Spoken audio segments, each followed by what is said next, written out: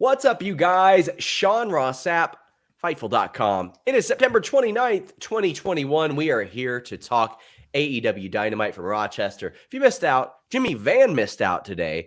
We were joined by Jeff Hawkins on Not the Listin' Ya Boy, where we talked a lot of wrestling news. Make sure you check that out. And right now on FightfulSelect.com, we've got rumors of a WWE name that isn't under contract and what we've heard about that. And we've got backstage news on Sammy Guevara's title win. If you saw me tweet something about a little eyeball emoji, that's what it was about ahead of this show. A couple of big stories we're dropping at the end of a Fightful Select month. But hey, on Friday, we've got part 2 of this story about WWE relationships with their broadcast partners. Last week, we had the Fox story. This week, it's USA Network. We've talked to a bunch of sources, but you know who we're talking to right now? How about Bobo DeFelice? Robert Sean, I can't believe you've confirmed that Vacant is no longer under contract. That's amazing. Vacant. You don't want me to block you for putting our paywalled info out there. Jesus. So here we are. FightfulSelect.com, guys. Please subscribe. That is our lifeblood. It would mean an awful lot to us as well. Plus, you get 7 weekly shows over there. It's a good time. But AEW Dynamite, man, this is good stuff, dude. Yeah. Really good stuff. Very touching night. This was a night for Brodie, even though, obviously the Dark Order wasn't in the top spot, but this was a night for Brodie, and it really felt that way through and through. Yes. Yeah. It's just it was a good feel-good show, and it was very emotional. And we're going to get into all that. A reminder, leave a thumbs up on this video, subscribe. And as our moderator, Luis, says, send in your super chats to get your question or statement read on the air. Yes. It would mean an awful lot to us. And we've got Zero Fear 94 saying, Sammy. Yeah, JR really tried to deliver that JR line, but was missing a little gusto. But very touching moment for Sammy Guevara to actually get the TNT Championship. It was wonderful. I loved it. Let's go ahead and talk about the show. We kicked off with CM Punk getting a thunderous ovation. Holy cow, this was great. Are you sick of this guy yet, Sean? I mean, because the people definitely aren't, because the pop seems to get louder and louder and louder. Stage dive or no, they love CM Punk, and I love that he's still so happy just to be there. Also, for those asking, Alex has the night off after a busy night handling 2 shows by himself. So he'll be back next week, no big deal. But Adam Cole came out, and boy, it's wild what wrestling in front of 10,000 people compared to the same 200 people. All due respect to NXT, but it's amazing how over you see somebody is. Yeah, and Adam Cole, I've said it every week, is, in my opinion, the best wrestler going today. And he was up against the future of the industry in Jungle Boy, and they did not disappoint, not one bit. My God, this was a freaking match. This is how you spend the first 20 minutes of your show right here, Robert. So some great work inside the ring, outside the ring. Jeez, man, they were on fire. This is one of my favorite Dynamite episodes of the year, I thought. Like, it was just everything clicked tonight, and this was an awesome way to start it off.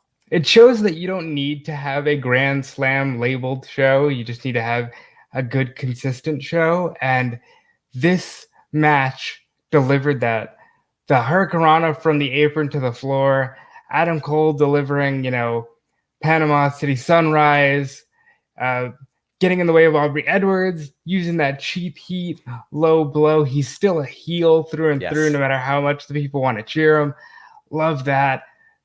Jungle Boy looks better and better every single week. He's going to be a champion by, I would say, All Out next year. And this was just a really solid match. And what the thing is with this Jungle Boy, if they add a trios title, that title's coming, that title reign's coming sooner than later. Yeah. I kind of think they should with how much they've got going on, and they could defend it on Dark and Dark Elevation sometimes, which I think could be good. There's so much going on with AEW right now, and they've got such a stocked loaded roster, and not everybody can have next, Robert. No, and I think that's a consistent problem for them, but that's a great problem to have. You've got Jon Moxley and Sting and Darby Allin just in a trios, and they still feel like some of the most important parts on the show. It's just a loaded roster, and Adam Cole just adds to that depth so much more. We'll get to the Bray Wyatt rumors momentarily, guys. Stop spamming our chat with that. We reported on Fightful Select that we had heard nothing of that. So this Jungle Boy Adam Cole match, I love it because if they went to a commercial, I didn't realize it during the match. To me, I was so fixed on the match, Robert, that it didn't feel like there was a commercial during the match. Now, maybe they did a picture-in-picture that I didn't remember, but what they did instead is they had that god-awful Super Kick Party song hit, which I love. Yeah. Everybody agrees that the Adam Cole theme is amazing, and my heart smiles for Mikey Ruckus every time I hear it. Every time I hear it, because that guy is such a good guy. But that Super Kick Party song hits, and it's intentionally like ridiculous. And there's all these groans from the commentary team. They're like, oh man. And and then they cut to commercial. And the thing is, like, I want to know what's going to happen next. I want to know, why are they coming out? What are they going to say? Well, what they do is they cut to Carl Anderson, who wasn't there last week. So they give him some mic time. And if you thought there was any heat between them and Adam Cole, he puts over Cole. He puts over the rest of the Elite. And then they're like, oh, by the way, also you two, Nakazawa and Cutler. Yeah. This was pretty awesome. I thought this was a good promo, too. A great promo. First of all, shout out to Mikey Ruckus. #1 on the heavy metal charts on iTunes with an Adam Cole theme song. CM Punk puts over how much the Being the Elite song sucks. Great promo from Nakazawa, who just says, I have nothing to say. That might have been one of the funniest things he's done since he's gotten there.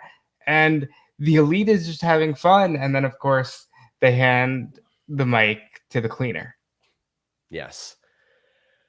Oh, man.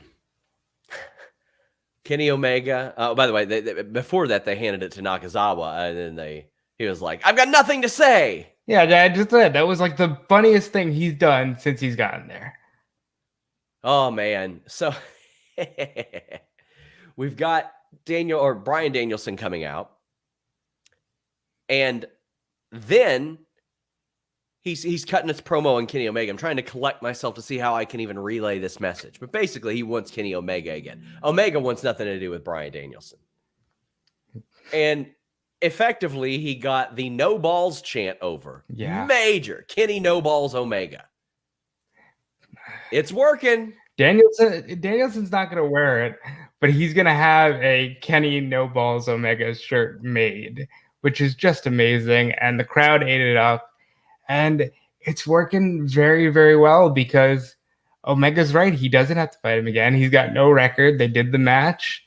Now he's got to prove himself. And Bryan Danielson, whether he wants it or not, has to suck it up because, you got to get up those rankings.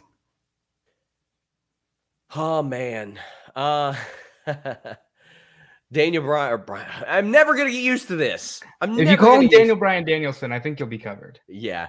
Evan Wright says desperately need Cutler and Nakazawa as a tag team. I think they'll get there. I think they'll. Yeah. Yes. So as we look at this, do you think they're going to a title match or just another rematch with Bryan Danielson and Omega? Because I really like the idea that people have to earn their title shots in AEW. Now, Bryan Danielson is going to face Nick Jackson on Rampage, is what we hear. He brings out this collection of Jurassic Express and Christian and Kazarian, which I don't know why you'd have Kazarian in this fight. He gets his ass whipped by everybody in the Elite. But I like the idea of Bryan Danielson winning his way to this title shot, like not giving Kenny Omega a chance to say no. He wrestles Dynamite, Rampage. I would send him to dark tapings and have him beat people up. Like, rack up those wins. And there's enough time between now and Full Gear where you can rack up enough to say, okay, I'm undisputed. You can't deny me. and then do the match at Full Gear, because I think that's the way to go.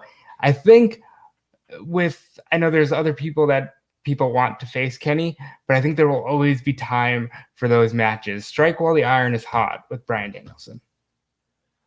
Guys, I see your Bobby Fish messages. You don't have to send them anymore. Please don't spam our chat. Thank you very much. Eloquent says CM Punk was amazing on commentary. I thought there were some times where he was like out of left field, and he would start a thought and he would just stop talking. Like, and you could tell the rest of the commentary team was like, you got any more? You got any more? Evan Wright says AEW flexing cult of personality. That Fire Adam Cole theme and Tarzan Boy back to back is amazing. Love the show from top to bottom. And El Rey Velez says that Adam Cole theme is a bopski.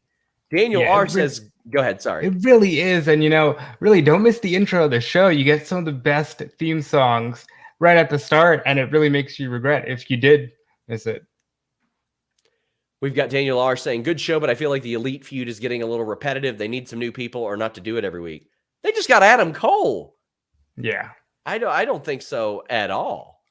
There is turmoil within that group that you'll eventually see with Kenny and Adam, but they'll tell that story when they're ready. And I think that's when the Elite will disband for the time being. Sean Blanford says, give me Bryan versus Cole at Full Gear, pretty please. Oh, I would. Yeah. I love that as a match. I love that as, like, that's how he gets back to Omega. I also wouldn't hate if Omega dropped the title in the time being to a returning Hangman Page, whenever the hell that happens. And Danielson's like, as much as I want the title, it's just not about that right now.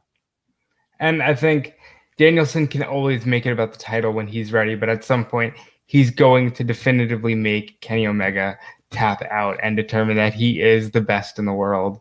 And whenever that happens, because honestly, AEW has enough big time shows that they can do it months from now. Yeah. It will be such an important moment.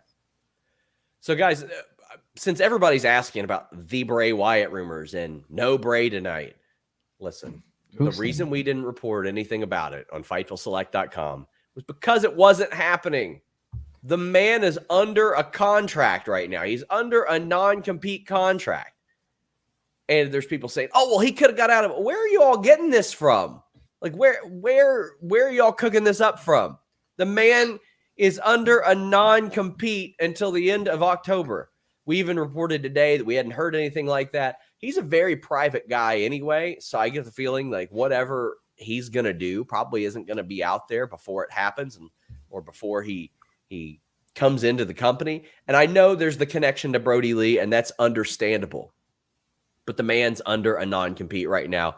A very highly paid non-compete, by the way.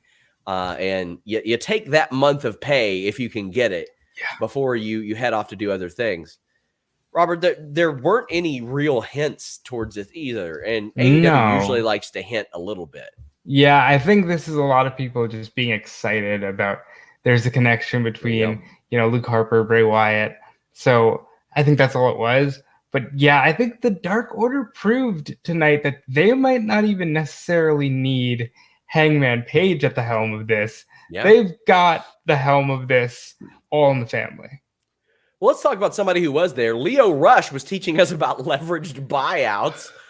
I loved this promo. I loved it. I do as well. I'm glad Leo is back in the game. Yes. I just hope it stays that way. You know what I mean? Like, I want him to stay in wrestling and thrive, because he can thrive, and he will in this game, I think. In AEW, I think he'll thrive very well. If you're one of those people that are like, LMAO, didn't he retire? Yeah, he changed his fucking mind. How about that, guys? Fair enough. He changed his mind. Have you ever changed your mind before? Every day. Changed your mind multiple times? I've been at the candy bar aisle and had an embarrassing change of minds multiple times in one sitting. Who cares? But yeah, as somebody points out, sounds like he should be running the HFO. Yeah, somebody's got to split that crew up. So I wouldn't mind that, actually. Oh, man. We got somebody saying, Meltzer reported it last week in The Observer. Didn't hear anything about it in The Observer. Yeah. I didn't hear anything about that. Sorry, I didn't. If he did, send me the specific excerpt where Dave Meltzer reported that in the Observer, not some secondhand or third-hand article claiming that he did, not a tweet claiming that he did. And not like a Wrestling Observer Radio, hey, maybe they'll do this, because that's not him saying they're doing this. Yes. I don't recollect all that. Like that, there you go. Daniel R says, would love for Danielson to win the ladder match at some point after Omega has lost and demands Omega instead. Yeah. He would be a good person to win the casino match and then actually win the title. Yeah. And the casino match, they threw that announcement in there really quick for next week. That's an exciting. When's the last time you saw a multi-man ladder match on free TV? Yeah. I mean, they're doing a lot of stuff like the triple threat with Rosa, Nyla, and Jade. Jade, that's really good. I mean, doing like a triple threat for a match that isn't a title match or top contender match. I love that too. And I like the little interaction that they had there as well, like on like the video promos. I thought that was good stuff as well. They maximize their time very well with these television shows. Andrade approaches the Lucha Brothers and wants the tag titles. What I want is for Andrade to earn the tag title shot. Again, give me a gauntlet, give me a ladder match, give me a battle royal, give me an excuse. But I don't want them to be in the habit of like, oh, well, here you go. Just do this title shot gimmick. Well, here's the excuse. He didn't challenge for the AEW titles. He said he wanted the AAA tag team titles. So they'll do that. Yeah, that's a fair point. But I'm interested in the match. I kind of hope he's been recruiting Pac this whole time. That would be amazing. But also, I'm thinking you've got Rush is on the shelf, but you've got Dragon Lee, you've got Mystico or Jalistico now. Maybe one of those guys. I think that could work. Yeah. James Barr says, Dave only mentioned that Bray could waive his non-compete and might show up tonight if he wanted to. He says it wasn't confirmed by Dave or Bryan. Well, there you go. And I mean, I think that if you're going to waive it, you probably do that towards the beginning, not, hey, I want to get out next week and do it. But yeah, I would be shocked if they let that happen. Boy, let me tell you about some stuff that I liked. Cody Rhodes and Lee Johnson against Matt Sydal and Dante Martin. First off, Matt Sydal is a great, by the way, people said he asked for the AAA tag. Okay, I get that. Yeah. You're right. My bad. Usually I just assume, hey, they're talking about tag titles on an AEW show. Probably going to talk about theirs. The AAA tag titles have not been featured as much recently. They were originally before AEW had their own titles to defend on there. So that's why my initial thought was, well, I'd like for them to earn it. If it's a AAA tag titles, I don't give a shit. Give them the title shot. I mean, that's consistent with AAA. It's consistently inconsistent with AAA. Yeah. But this Cody Rhodes match, Matt Sydal is the right person to be leading Dante Martin while Darius is out, I think, Robert. Yes, and Matt Sydal has been there. He's done the flips for the sake of doing the flips. He can add a little bit of logic in there, but Dante Martin right now, he's Rey Mysterio in 94. He's just so good, and there's no reason for him to be on a leash. Dante Martin, I feel bad for his brother, but Dante has really become a breakout star in the short period of time that he's been a single. So I would really like, whenever Dante or Darius comes back, we get one tag match, and then Darius, like, there's a brief turn on Dante. It's just a brotherly love thing. You do a short 3 to 4 week program. They have a really great match that shows you that Darius is every good as Dante, and then they hug afterwards, and they're good. No hate, just brotherly competition there, and a good TV program. That makes a lot of sense to me, because you don't want to lose Top Flight. They're a great tag team, but I think Darius would be wrong to not say, hey, no, I deserve some of this love too. I've just been away. Now I need to show you. Josh says, I apologize for the SRS. I was misinformed. Well, I mean, I was just misinformed about a title challenge on this show, so who gives a shit? We'll be all right. This match, was really good, and it really showed something out of Lee Johnson, who needed to really kick it into another gear very badly. We haven't heard him talk much. We see him fairly often, but we don't hear him talk much. And it's been like a year since, it feels like a year since that Ben Carter breakout match. Like, when was that? That was, I think, right at the beginning of this year, maybe February. Yeah, it feels like it was forever ago. It was during was it NBA All-Star Week? No, it was a year ago. That was September 2020. Wow. So I mean, like, we are a far cry from that, and we haven't seen a ton out of him since. We've seen pop up here and there, but this was great. When Cody's not getting the job done, his rookie pulls him to the corner, slaps him on the back, and gets the job done. Whoo, boy. This was good stuff.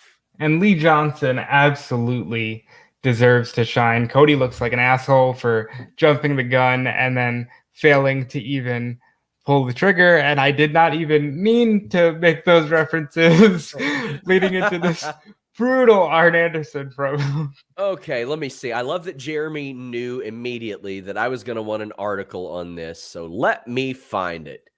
Yeah. Let me cough real quick. So after this match, Arn Anderson was not happy. Eloquent says, Arn told Cody he'd keep that piece on him, and Big Shotty left with him. He didn't want no problems.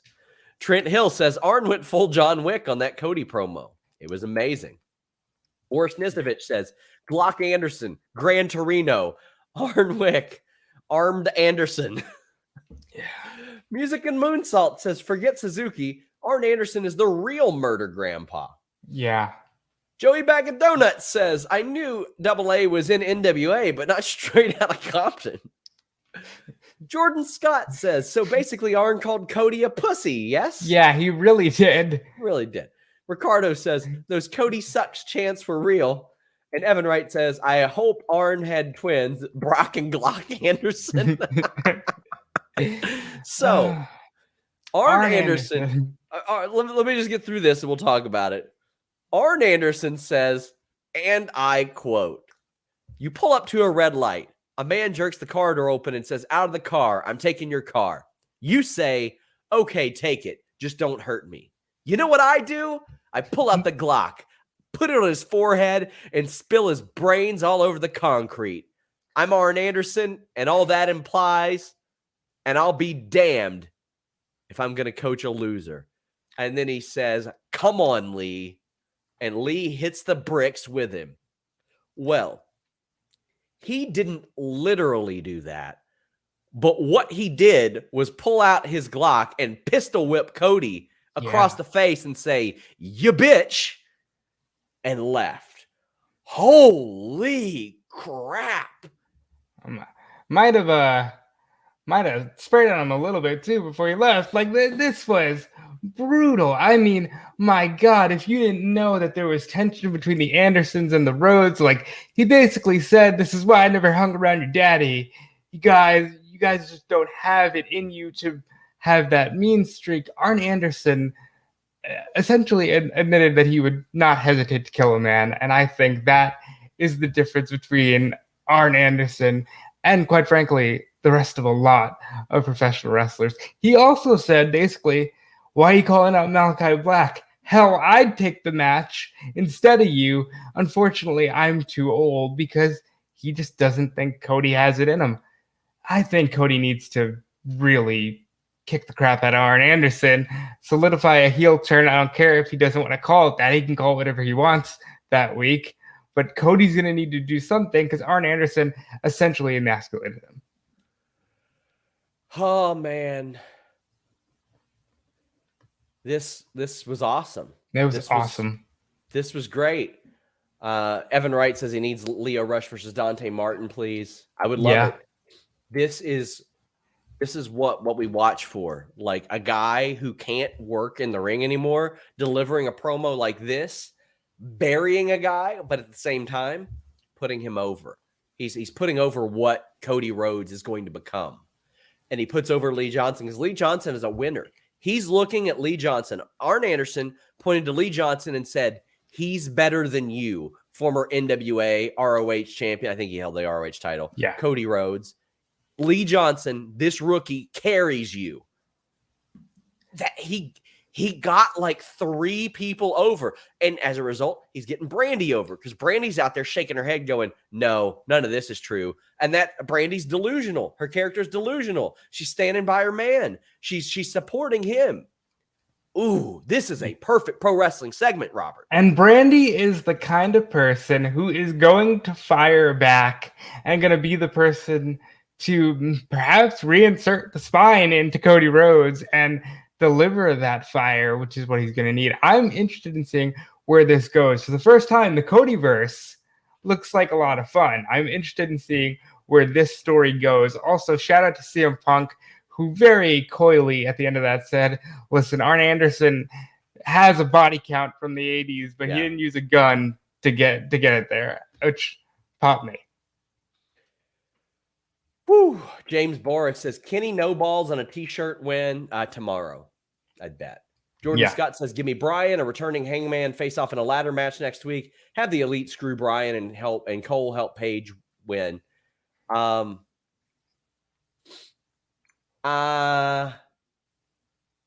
don't think. Have Cole help Paige to win?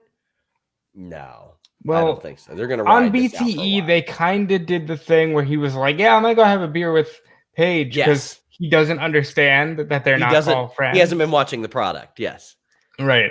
But he also doesn't understand that Cody's not their friend anymore. So I'm sure that he'll be in that ladder match next week. But I don't think Adam Cole or Adam Page will win that ladder match next week.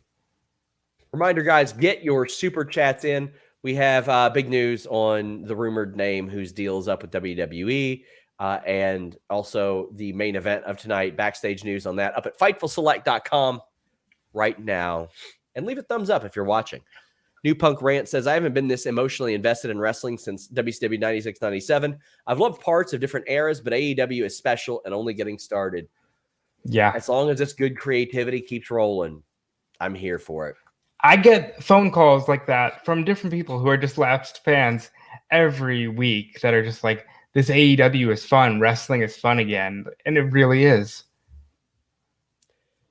We had a super chat where Valab says the Lloyds of London jokes from CM Punk. Those were good. Very good. He just kept saying, I would, but that would violate my Lloyds of London. And if you know, you know, and those jokes were perfect. Well, we had Eddie, Moxley, and Darby Allin against Bear Country and Anthony Green. I'm so happy Anthony Green is on Dynamite. When I saw that he and Kurt Stallion were working FTR, and I was like, oh, Anthony Green is going to work himself into more appearances because that's tailor-made for him. I mean, his gimmick was retro AG. He's a throwback. It's weird that we are talking about a form of entertainment where I see somebody get dropped on their head by a 65-year-old man, and I think, I'm so happy for him. Yeah. I'm so happy for him. Yeah. He got some offense on Kingston and Moxley. He super kicked both of them, and they're both selling for him there, shaking it off. And he does a body press to both of them, and he just bounces off. Yep. That's all this match is, besides one of Bear Country getting dropped on their dome. Nasty. But this was exactly what it needed to be. And Sting afterwards being like, well, let me get a piece of that there, youngsters, and hits him with a death drop. That's something that a heel does, but we're like, yeah, go ahead and do it, Sting. Yeah, but shout out to the 205 Live guys who are just like living life and enjoying it. 2.0 has been all over AEW. Anthony Green gets a Scorpion death drop. And everybody here just looks like they're having the most fun. Yeah, Moxley's not in the title picture anymore, but he's not an afterthought. Like everybody still feels important. And that's such a lost art form on every other day of the week in professional wrestling. This was fun. It was effective. It got 4 big stars on TV. And that's an effective pro wrestling segment. Yeah. Well, we had the 16-man tag. Jordan Scott says, I love AEW, but man, 16-man tag is overwhelming. Not here. Not here, it's not. I'm okay with it here, but how did you feel? I think it's definitely overwhelming. I understand why Cassidy was there. He had a match to build for Friday, but he didn't need to be in that. Yeah. He could have just been backup for them or something. Yeah, he could have come out after the match and chased Jack Evans off. Because I would have done 14-man, because I didn't think Jorah Joel needed to be in there as well. Yeah. It just seemed like overkill. Yeah, you know what? I don't disagree with you there. Mike Preventure says, I'm so glad they didn't have Hangman come back and fix the Dark Order like I thought I wanted. This was 100 times better. Well, what happened was that there's some dissension there, and they even said on the broadcast, Tony Khan was like, get it together, do this for Brodie. Mookie, Chris Harrington, who was a close friend of John Huber, Brodie Lee's, was front row. That almost made me tear up. He did some writing for Fightful in the past. A great guy who deserves all the success he gets. And it's not a surprise that those two good people were such good friends. That was emotional, but -1, Tay Conti, Anna Jay, and Amanda Huber come out. And -1 throws the papers at Uno. And Amanda Huber's doing the typical Brodie Lee go off on them thing. I kind of wish she would have dropped some F-bombs. Yeah. That would have been cool. But then they fire up. You got Colt Cabana doing a beautiful Acai moonsault outside. He can still get it. Stu Grayson doing his great spot. The Daniel R mentions the Pele kick, double Pele kick by Silver. Evan Wright saying Amanda and Brodie made him cry tonight. And El Rey Velez saying he loved when -1 threw the papers and he popped hard. This was the feel-good moment. This was honoring Brodie Lee. Yeah, Amanda was the missing piece of the puzzle here, because I think everybody knew Brodie's going to come out and do something and maybe say, get it together, guys. But Amanda, who was a wrestler in the past, yelling at them, get this together. We're not doing this tonight. Do this for Brodie. And they just fire up and they go off. Silver and Reynolds just about killed Jorah Joel, and it was perfect. It was the perfect moment. Brodie Lee Jr. -1 gets to be on 10's shoulders, does the Dark Order claw. It was the perfect moment for Brodie. Now, I don't know why later in the show they seemed to retcon this on commentary and go back to, some in the Dark Order just don't know how to act, when they were all on the same page, but maybe that's because there's more to the story. But this was a beautiful moment.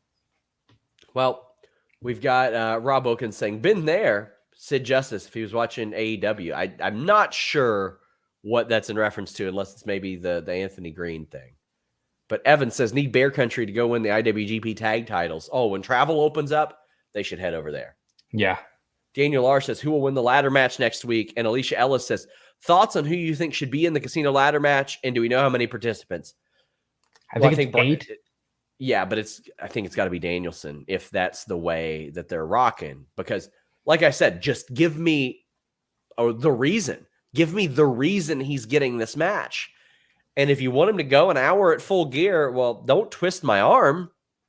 I mean, I'm okay with him winning that match or getting screwed out of it and building to months and months down the line. I'm okay with Danielson. If you want a surprise comeback Page and have him win it here and just have him shoot up the rankings since he lost a shot, that's a good way to do that. If you were so determined to do something with Frankie and Kenny, that's an easy way. Frankie can climb a ladder, grab the chip, and get the title match. But there really are quite a few options. I think, well, Orange Cassidy's got his big match Friday, or otherwise I'd say him. He's like 16-1. Powerhouse Hobbs should probably be in it. Maybe Moxley, Cage, Jungle Boy. Brian Cage, yeah. I mean, Christian Cage. Brian Cage, I don't even know if after the last few weeks, I don't think so.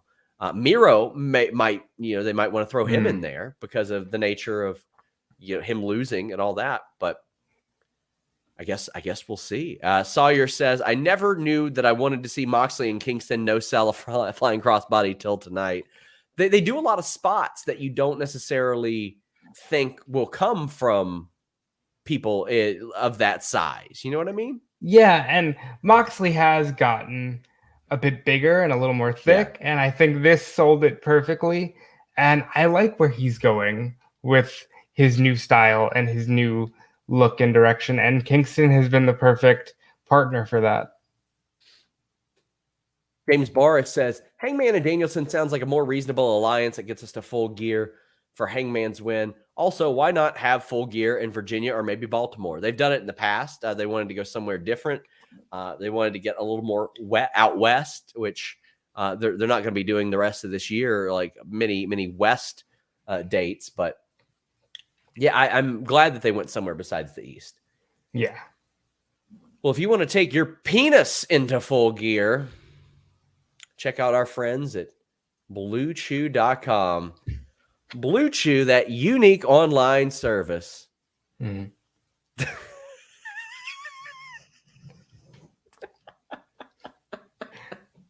You're reaffirming. Yeah, it is. It's a very unique service, Sean, because quite honestly, look at how awkward I am during these ad reads, guys. Yeah. Do you think I would really want to be going to the doctor and saying, hey, I can't get my dick hard? No, you don't. Yeah. And that's why there's BlueChew.com. And you go ahead, Sean. It's not just if you can't get your dick hard. It's if you want that confidence for that main event performance. Maybe you don't want to like play dick roulette and be like, "Was it going to get hard tonight?" You want to win the casino battle royale of dicks if that's your sort of thing. That's right. Blue Chew is going to make sure that you have that peak performance and that confidence to deliver. You'll be at championship performance with BlueChew.com and the code Fightful, and you get your first shipment free. All you got to do is pay $5 shipping. That's it. That $5 shipping is basically hush money for the mailman because it arrives in a discreet package. And when this package arrives discreetly, it makes your package not so discreet because you're going to be throwing that thing. Let me tell you. It's got the same active ingredients as Viagra and Cialis, so you know it works. But no waiting in line at the doctor's office, no waiting in line at the pharmacy, no nosy Nellies at the pharmacy. Come on, you've seen those people that work at the pharmacy. All due respect to the people that work at the pharmacy, but they're like, oh, what are they getting? What are they getting? People in line there, like, oh, what are you getting? What are you getting? That's cool. Oh, dick pills, huh? It's none of their damn business, Sean. It's none of their damn business at all. Use BlueChew.com. Eye contact. And the code Fightful, get your first shipment free. I love this job. Donate a super chat, guys. Get your question or statement read on the air. I greatly appreciate you guys doing so and investing in us. By the way, guys, this week I've got interviews that have dropped with Alicia Atut and Selena De La Renta, as well as Alex Shelley. And I got one dropping with EC3 ahead of Free the Narrative 2. We talk a lot about Braun Strowman. I mean, he and Braun are very close, and they're going to beat the shit out of each other on Free the Narrative 2 this upcoming weekend. But while we're talking about this weekend, we announced a new show, Grapsity Pod. Make sure you follow them at Grapsity Pod on Twitter. We announced our hosts this week. We got Righteous Reg. We got William Washington. We got Philip Lindsay. Every Saturday, you're going to get a taste of those guys. I'm so excited to have them as a part of the Fightful family. You guys are really, really going to enjoy this show. You guys really do like those weekly news shows and discussion shows. So this is one that I think is going to fit incredibly well. So make sure you guys tune into this, show them some love. And leave those thumbs ups, donate their super chats to them, all that good stuff as well. Alicia Ellis says, thoughts on Brian Cage? Seems like a WWE guy to me.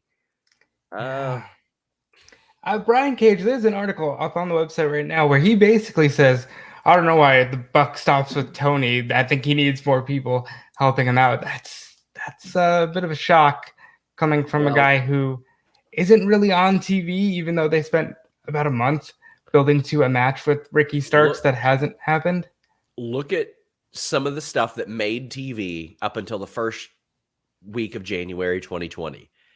Tony Khan said on the record to me that he made a New Year's resolution to be where the buck stops and be the person who makes the decisions. Nightmare Collective got broken up. The Dark Order got better. There was a lot of shit that was on that show that is no longer on that show since then. So I think they're doing all right. Yeah, Tony, and he's been very proud of this. Every interview he does, he says, the show's gotten better since I've taken over everything. And it has. Hard to argue. Evan Wright says, did you ask EC3 about Mahabali Shera, Sean? No, I didn't. Joey Bag of Donuts says, I guarantee Arn took a blue chew before that promo. I bet you that got Arn Anderson going. Got a Glock in his pocket, or is he just happy to see you? Yeah, well, maybe both. Hope he's got the safety on is all I can say, because there's some extra business going on down there. Alicia Ellis says, Sing Amanda made me feel like she'd be a great general manager type personality, keeping the talent in check. I half expected her to bump somebody, because, she's wrestled before. And we got the Tay Conti Anna Jay match against Bunny and Penelope Ford. Now, a lot of this match happened during the break. I thought this was good. I thought this was the best combination of any of these people that we've seen so far. That kick, the Booker T style kick that Anna Jay did, woo! She good walloped move for her too. Walloped old girl. Yeah, this was fun. Anna Jay's only had 27 matches, I think. Maybe this was her 28th, and she's solid for somebody who's had less than 30 matches. Penelope and the Bunny, listen, they are great at what they do, especially the Bunny. I think she's gotten a lot better as time's gone by, but Anna and Tay make me think, hey, I wouldn't mind seeing a women's tag team championship in this promotion. I think they need a few more women before they get there, but I wouldn't mind seeing it. Yeah, I thought this was pretty solid stuff. I was happy to see it. They also announced Hikaru Shida. R26 says, Shida being back on TV makes me so happy. Well, it makes me especially happy because they announced her for a returning Serena Deeb, who is one of the best wrestlers going right now. Alicia Ellis says Serena and Deeb is going to hump. It sure is.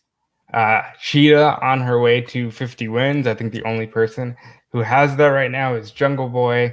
And Deeb took Dean Malenko's Man of 1,000 Holds. She's the woman of 1,000 Holds. And I think, you know what? It's well-deserved. I bet she got the blessing. Bet you anything, because Dean has worked there. I like this. I'm so excited for it. Oh, man. Zach Barber says, I will hear no Dan Lambert slander tonight. This man is very good on the mic. Well, I thought he was the third best person on the mic tonight. But number 2 and 3, all due respect to Scorpio Sky and Dan Lambert, Ethan Page abused that what chant. Yeah. That is how you shut down a what chant. You don't give them a chance to say it, Robert.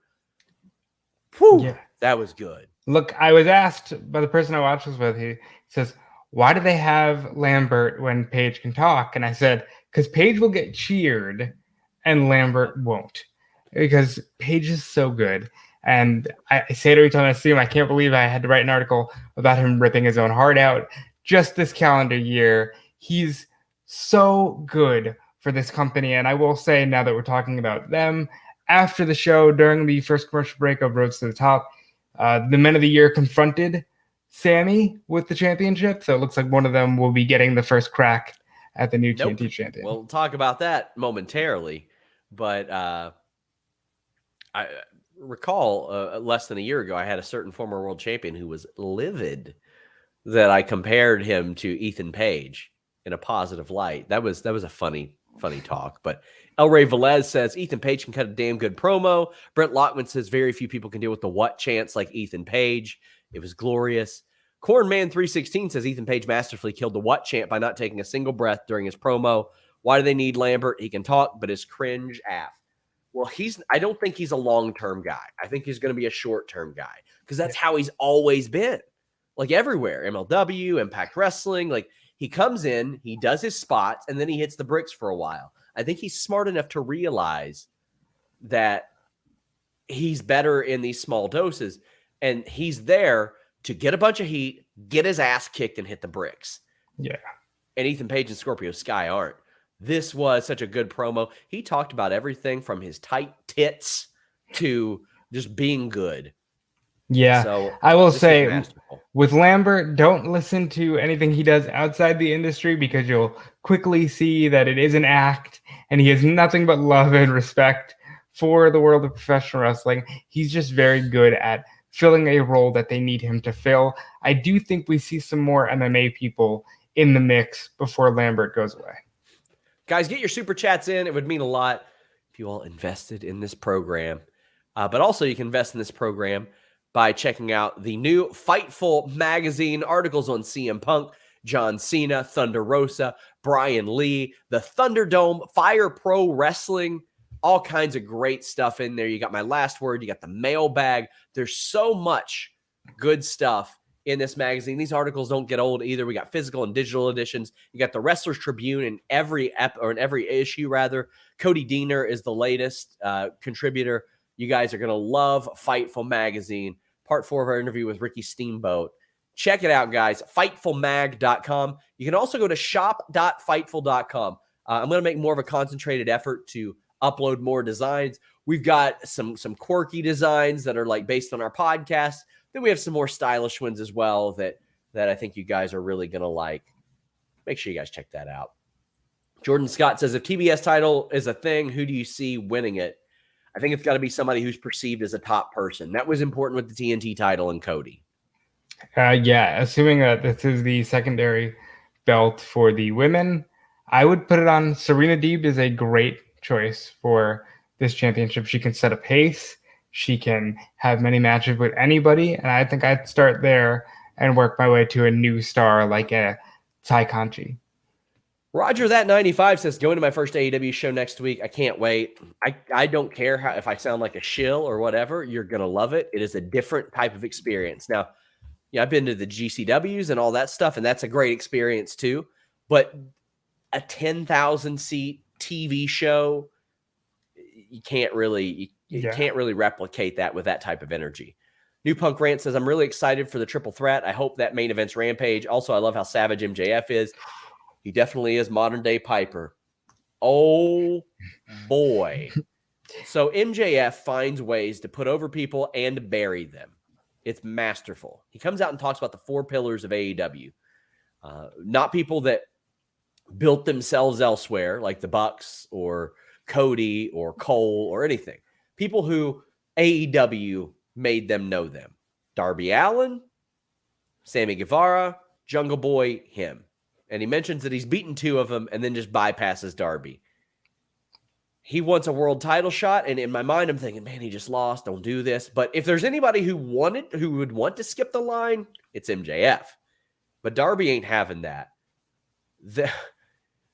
He calls him like MJF calls him like a skateboarding school shooting mime and school shooter mime on a skateboard, which Woo! was God damn. Oof, that's heavy in this day and age. Jesus. Yeah. Jesus Christ. Now, we have Josh Baker saying, I was convinced that MJF was the unquestioned future top heel. But that Ethan Page promo has me rethinking who might be the top guy. What a killer. I can't wait until they cut promos on each other because they're categorically different types of promos. Ethan Page they both have a gift of gab, but his is way different. It doesn't go where MJF's does, and that's not a bad thing. It's his own way. Yeah, I would say that even though I like Ethan Page on the mic, nobody's holding a candle to MJF. Well, that's because if you hold a candle to MJF's going to get a can of hairspray and a Zippo lighter out and just melt the candle down. Like that's what he does. He's like, I don't care who I can possibly piss off. He brought up Darby Allin being straight edge, and I don't know how many of you all have watched Walk Hard, the Dewey Cox story, but he effectively wrong kid dad to Darby Allin. Yeah. Oh my God. He was like, you and your uncle went on a joyride and the wrong guy died. Holy shit. Now here's the thing. They clear this stuff. And that's what it comes down to for me. Is somebody uncomfortable in this thing? The person affected specifically. If Darby's okay with it, well, hell, who am I to say anything? Holy shit. A very special moment because Darby never talks in the ring. He does all his talking through pre-tapes, backstage, and through special videos that are edited. Darby's in the ring, and he comes across very natural, and MJF is just lighting him up. Then right about the time where you think Darby's going to take the skateboard and break his teeth, Darby just says, "You're not going to rattle me. I don't need this." And MJF says, "Oh, I'm not going to rattle you. Okay, we're done." So you know MJF is probably going to go interview members of Darby's family or something. It's going to be brutal, but it's going to be great. And this is the feud that I didn't know I was ready for just yet. Oh my God. I'm so excited for this. And I had heard a lot of programs possibly being thrown about for after All Out. I hadn't heard of this one. I'm very excited to see where this goes. This is great. Sawyer says, shout out to Sheeta's English getting a lot better while she was away. That deep match will own. One of the most viewed videos on this channel is a video of Hikaru Shida eating a Reese's Cup for the first time. My God, man. Like I tried, like when I covered MMA full time, I tried to learn some Portuguese. I spent several weeks trying to learn it. It was so hard. And I tried to learn a little Japanese too. And learning something in a different language is one thing. Learning something with a different alphabet is way harder. So a ton of respect to her. I love that. And it really makes you look at people like Kevin Owens and be like, if he talks shit this well in his second language, how good can he talk it in his first? Yeah, I mean, by God, Kevin Owens is a guy who self-admitted wrestling taught him how to speak English. Yeah. And that is amazing. And kudos to Shida, who is working really hard. I think she is a pillar for them going forward. Yes, I think that'd be a good podcast of its own. Who are the pillars of each company? Jordan Scott said, "Oh no, MJF is going to kill Sting." You know what? He could. Oh my God. See, I wonder if that was concentrated. I wonder if they intentionally didn't bring Sting out there because they kind of want you to forget that that's going to be promo material in the future.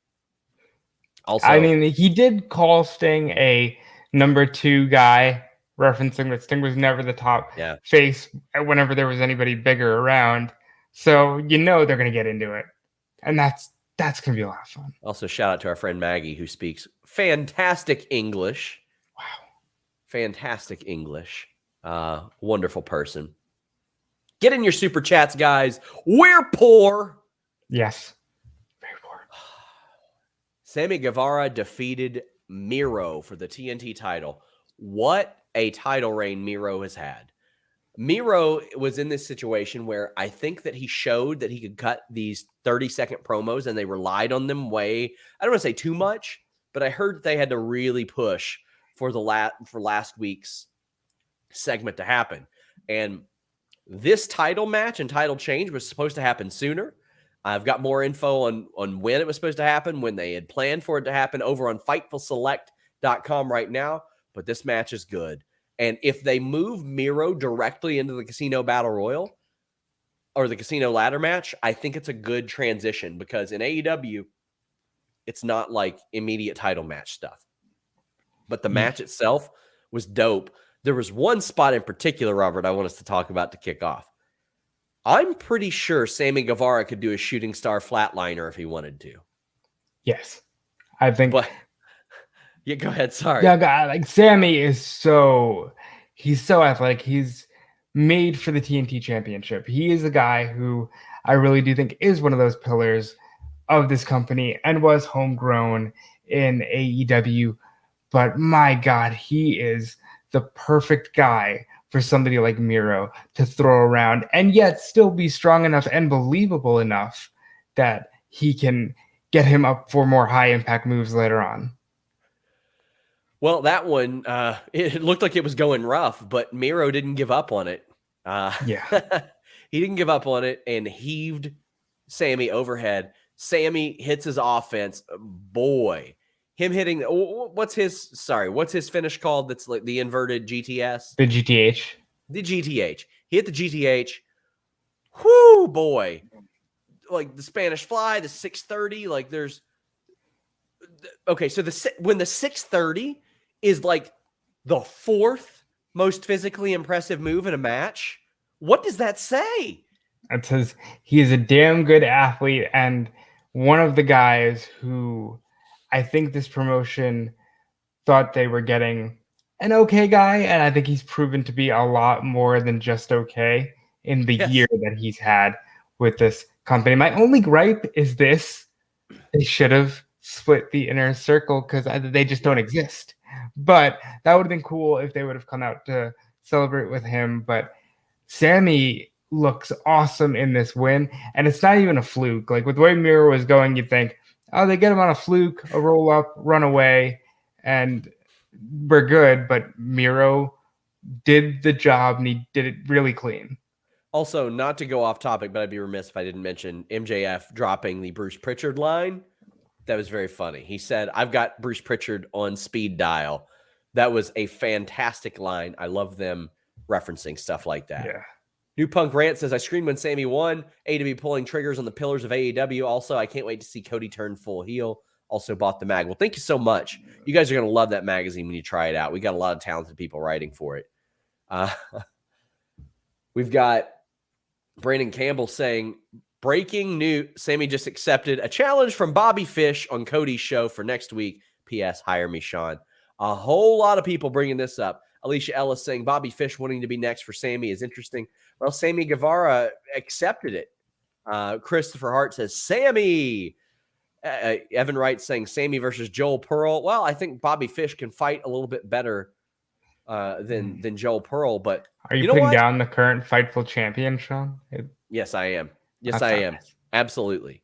I like this, and I hope before the match, Bobby Fish runs into Adam Cole backstage.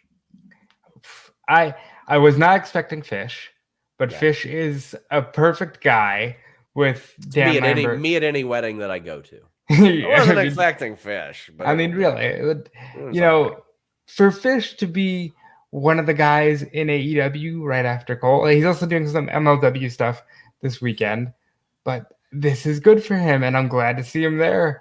And I hope that this isn't just a one-off, even if it starts out that way. I think he'll end up landing a lot more on like a Ring of Honor or something like that. Yeah. I love me some Sova says, did you see Miro's tweet? He said, me and my God are going to talk. Is that before or after he talks to his wife? I mean, maybe that is his God. Sawyer said, it'd be understandable. I don't understand, or I don't need Blue Chew when there are Spanish flies that crisp on TV, said Sawyer. Jay says, I don't remember seeing anyone jump over the ring post like Sammy did. Did he do a front flip? What did he do? I mean, Damian Priest does it a lot. I believe it was a front flip. He does it so crisp. Yes. Everything he does is so smooth that it's hard to think of anyone who does it flawlessly. Evan Wright says Sammy's TNT title design-wise will be fire. Is that canon now? Everybody just gets their own design? I think so, because I've heard of some being made or suggested. That's cool. We've got Stuplexer saying, I thought this was way too early to take the belt off Miro. They could have gotten a couple more months out of him as champ. What's next for him? I don't know. That's a good question. I am not sure, but I think it's important that they keep him involved in something big. I don't think he should be popping up on Dark all the time and stuff like that. He can do a tag run. Title. You know what? I think that's pretty good too. Yeah, like he's mad at God, and he says "fuck the world." So he needs a belt to satisfy his God and his wife. So he's just gonna go, Rick Starks, I'm gonna break you. Does it, and then defends the FTW title every week on Rampage. I think that's a great way to go with Miro. Ricky, you are not effing the world enough. All right. He's going to have to talk to his God about that, too. Seamus Dunn says, would love to see a Sammy Buddy Murphy match, even if it's just a one-off. Well done, Miro, and a great run as champion. I've been waiting for a Kenny Buddy match long enough. I would love to see that. Claude Speed wants to see Sammy and Dante for the TNT title. That's got to be open challenge rules for sure, because he ain't won anything lately. Biomonkey says, glad to see Sammy getting a big solo win. And Jordan Scott says, give me Miro versus Black now, please. Yeah, Sammy needed to get a big win. I think a lot of people need to get bigger wins in that regard. And Miro versus Alistair or Malachi Black, I would love to see that, or I would love to see them team up, because teaming up in AEW is not a demotion. It is right. It's being involved in something important. And the tag team titles are some of the highly contested titles in the company. I don't know if it's time to pull the trigger on a Black Miro feud yet. Yeah. But, that is waiting there. How long has it been since we had tag titles this important? Probably at least 19 years, probably 20. Like, you could argue the SmackDown 6. That was going to be my argument. You could argue that, but like AEW's got like a AEW 60 at this point. Like, they've got so many damn teams. And they've got like these part-time teams as well. I would argue like maybe back in the TLC era, probably. Yeah. Still waiting for Sting and Darby to be ranked, by the way. They've beaten top teams, and they're 4-0. Evan Wright says, Brodie Lee charity partnership formation rules. Yes, we got that that's notice awesome. today. That is great. I love that. And today was the right day to announce that. So I hopefully learn more about that and we can support that. Sean says, Sammy versus Malachi. Yeah. Please and thank you. Oh, yeah. Sammy is close with Cody. So if you ever want to do more to get to Cody, Sammy's another one that you could go after. New Punk Rant says, Leo Rush, Sammy winning, Adam Cole, Jungle Boy, just so much. I cried when -1 and Amanda came out. AEW is just so great. Rest in peace, Mr. Brodie. Well said. So I feel like I should share a story that I did share on Not Listing Your Boy today. Did I ever tell you about him ribbing me the one time we spoke? No. So I heard a story from somebody in WWE about Brodie being a little upset over a spot in one of the I think it was the 2019 WrestleMania Battle Royal. He felt like somebody wasn't taken care of very well. And I was like kind of back and forth on reporting it. I reached out to him and he asked me to send him my phone number. So he called me. He was like, yes, that's true. He's like, don't care if you report it or not. I ended up not. It seemed like it was going to cause more trouble for somebody then that was, trying to get out anyway. But he was very honest with me about it. He told me what his issues were. And then he's like, hey, man, I got a big fucking scoop for you. And then he hung up on me. That's, that's awesome. I loved it. That's classic. I got to see a good range of Brodie Lee within like a 10-minute talk. I got to see his honesty, how much he cared for people, how much he loved wrestling, how ambitious he was in his career. And I got ribbed by the guy. And that was so funny to me. And we never spoke again. Outside of the occasional acknowledgement of a couple things. Like that popped me so much. Like as soon as because your phone will make the doodle sound when somebody hangs up on you. I popped so hard for that. That was so cool. We've got Jordan Scott saying, also, let's hope Miro doesn't call his god like WWE did. Oh no. Yeah, I don't think Miro wants to play with that fire. Fran Chili says, one of the best Dynamites of the year, maybe. Glad to see Sammy become champ in such a hot crowd. Wishing Kate a speedy recovery. Yes, we adore Kate. Hope she gets better soon. Mike McVaney says, what a great show. As soon as Sammy came out in purple, I knew he was winning. And I thought they kept Miro looking strong too. They did. Miro, sometimes good wrestlers beat other good wrestlers. And I'm okay with that, Robert. Yeah, and it says a lot that you can just lose a match and it's not the end of Miro. There's still so many different places for him to go. And it's okay. You don't have to have a top rope collapse or crazy lighting or somebody to get hit with a mallet or all this goofy stuff. Like sometimes they can just get beat. Yeah. Francis says it was a series of events that they find a weakness of Miro. Week after week, his story was told. Not a problem with me if Miro lost that belt. That's the thing. They told this story across 3 opponents and like 4 or 5 matches, Robert. The tornado DDT, his neck is weak. And every single week, bam, his neck, bam, his neck, bam, his neck. It kept getting worn on. Necks aren't that durable, even one like his. So I love it. They knocked his power meter down. Yeah, and it's appropriate that Sammy is able to do it with Fuego's tornado DDT. So many good things told in just that one match.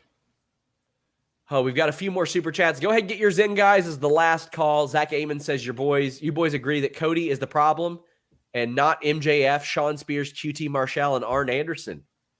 I think that would be an amazing approach to take. That would be amazing. I would sort of like, okay, so this is a very beta tested idea. Like that these people even like, I don't want to say stage an intervention, but they're like, listen, man, we told you. And even though we hate you, we love you. We care about you. But you're the asshole here, not us. Even though very clearly MJF is an asshole. Yes. But I've often said, who can turn MJF babyface? Well, it's got to be somebody that can out-asshole him. Cody might be the person. I think Cody is the person. I don't think he might be. I think he is. Because Cody is so oblivious to the fact that he's an asshole that it makes him the perfect foil for the overt asshole in MJF. And when we're saying this, we mean within story. He's very self-aware outside of this. He knows what's going on. But to me, it's like, I think that Cody could like become this evil, unstoppable type of guy. And there's so much story that can be told there. And I think he's got the right kind of heat. The people like to boo him. I don't think they just want to see him off TV. I could be wrong, but I do enjoy it. As long as this leads to more Cody and more title pictures and more, actual storylines instead of just, I'm going to do my thing with my guys and then disappear. I want to see more of Cody. I might be in the minority, though. Yes. A. Pasoric says, do you think Leo is just going to run a stable and not wrestle? I mean, that'd be good too. He can talk his ass off. So when Leo had all that heat in WWE, a very respected veteran said the issue with getting him to listen, and this is at that time, this is over 2 years ago, they said he's every bit as good as he thinks he is, and he knows he's that good. He knows he's a great talker. He knows he's a great worker. He knows he's a great manager. He knows he's a great wrestler. So it's like, what can you tell somebody that's that young? Now, granted, a lot of the stuff that was thrown his way was unnecessary, in my opinion, but he's so valuable. If they can keep him and they can retain him, Robert, I think he's very valuable. You can say whatever you want about his time on the main roster, but Vince McMahon saw enough in him to say, I want you on my show regularly, and you might even win the IC title just based on talking. For a guy who's, as of before 2 weeks ago, the WWE champion. So Rush is very good. I hope he wrestles because I don't think you should have a Leo Rush and not let him wrestle. Yeah. But he could just manage, and that would be fine. He'd be good at whatever they had him do. And I hate these chats. He retired. Now he wants back. Not a good move. Yeah, you know what? I guess they shouldn't ever let anybody back that retired. Because let me tell you, there's been a lot of people that have retired and come back. Dr. I can't pronounce that. Says, hear me out. Wardlow versus Sting. I think if that happened, that's when the buckle bomb happens. That's when Sting gets buckle bombed and they go, oh my God, he's dead. Yeah. Oh, that F10 would be a very scary bump for Sting. Alicia Ellis says, is Wardlow going to buckle bomb Sting? Yeah. So you're reading my mind, Alicia. Armando says, Wardlow is going to snap Sting's back in half like Bane. Like Bane, yeah. Yes. Yes, do it. Like Nightfall, like Bane to Batman. I think that would be a great spot and a great tie-in for Warner Media. I'm sure they'd be all over it. And Armando says that's going to push Darby over the edge. Ooh, that is so good. It's really good. Guys, please leave a thumbs up on this stream. We got our last super chat. I love me some Sova says, maybe this is the way Cody eases back into the world title picture and bypasses not going for the world title stipulation. Well, he constantly says in interviews that he's not doing that. However, he also said in interviews that he's not turning heel. He also said in interviews that he's not going to use the Cody Rhodes name. He's going to use Cody. So, as it turns out, Cody might be a good worker, Robert. It might be. That last name of his might actually carry some weight as far as how good he can work people. Balab says, you want $100 on that exchange rate isn't favorable, my friend. Guys, thank you all so much. We've got so much stuff going on all week long. But Robert, tell the people what you're up to. I am doing lots and lots of podcasts Follow me everywhere at DeFelice. See what I got going on. I'm here every day of the week on Fightful, writing news, helping the team, and it's an awesome time. All things, fingers crossed, unless something terrible happens, will be at the Bengals Jacksonville Jaguars game tomorrow. So I'm going to watch my team make Tony Khan cry. That's what I'm there for. Guys, thank you all so much. Until next time, we're out.